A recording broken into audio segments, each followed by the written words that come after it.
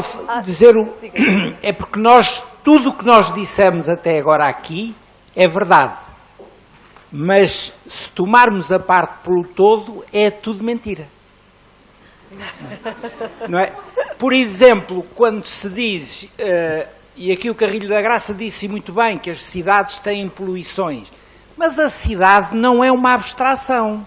A cidade pode ter muita poluição numa rua e não ter nunca na outra rua, porque existem mecanismos de ventilação. E aqui entram, por exemplo, as lógicas da modelação da Universidade de Aveiro.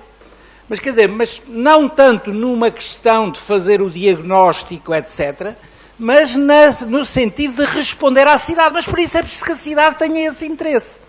Veja que nós temos aqui em Lisboa o Parque das Nações, que é o espaço urbano mais bem pensado do ponto de vista da energia e do ambiente que alguma vez Portugal teve. E ainda nunca houve ninguém que quisesse lá ir fazer uma auditoria, 20 anos depois, de saber qual era a situação.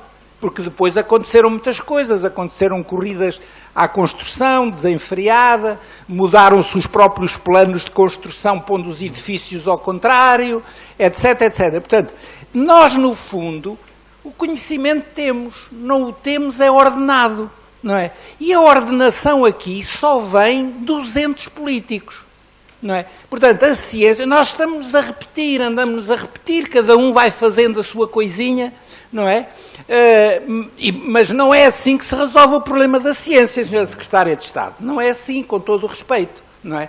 É cada um aprender a fazer o seu cozinhado lá em casa, não é? Há conhecimento, nós temos os valores da Organização Mundial de Saúde.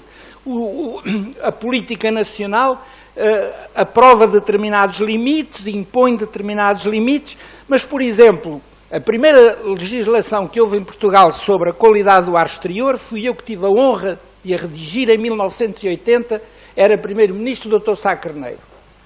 Criámos 5 zonas especiais, que era Sines, Barreiro Seixal, Lisboa, Aveiro, Estarreja e Porto, não é? Eu agora, se for ao mapa da qualidade do ar da APA, eu vejo o país todo a dizer que está bom, que está bom, que está bom, que está bom. Pois claro, nós devemos focar o nosso interesse naquelas 5 ou 6 regiões que existem e onde há problemas. E dentro das cidades é a mesma coisa. Há zonas que são altamente arejadas. Por exemplo, nessa altura, eu depois desviei-me para outras atividades, mas eu tive a responsabilidade da poluição atmosférica, ou se quiserem, da luta contra ela em Portugal durante cerca de 10 anos. E o que nós verificávamos, por exemplo, é que havia uma refinaria em Cabo Ruivo e essa refinaria tinha impacto na zona do Chiado, não é? Portanto, quer dizer, estas coisas devem poder ser tidas, mas isso é pensado ao nível do projeto do edifício. Portanto, o projeto do edifício, vamos fazer um edifício, não é, tem que ter janelas, mas não tem que ter isto, e que ter aquilo, e que ter aquilo, tem que ter o que precisar para garantir condições. E, portanto, os projetos têm que ser organizados numa lógica de desempenho. E da mesma maneira para as cidades, da mesma maneira para o tráfego, não é?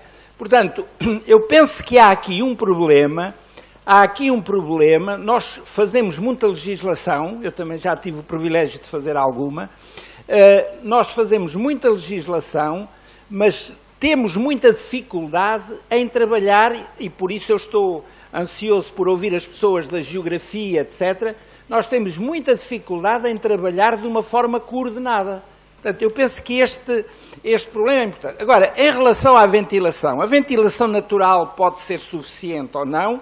O que eu fiz foi uma experiência durante semanas seguidas numa escola, que eu acompanhei com um comportamento absolutamente notável do pessoal e dos professores, que inclusivamente ficavam a comer lá durante os intervalos para respeitar determinada lógica.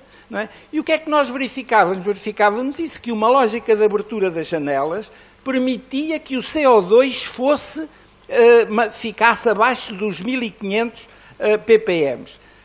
O seu professor Nuno Newpart referiu que não tem conhecimento, mas isso está já suficientemente documentado na literatura internacional de que acima de 2000 ppm há um manifesto impacto na capacidade de concentração dos alunos ao nível das escolas, não é? Mas de ppm de CO2, faltava-me esse detalhe.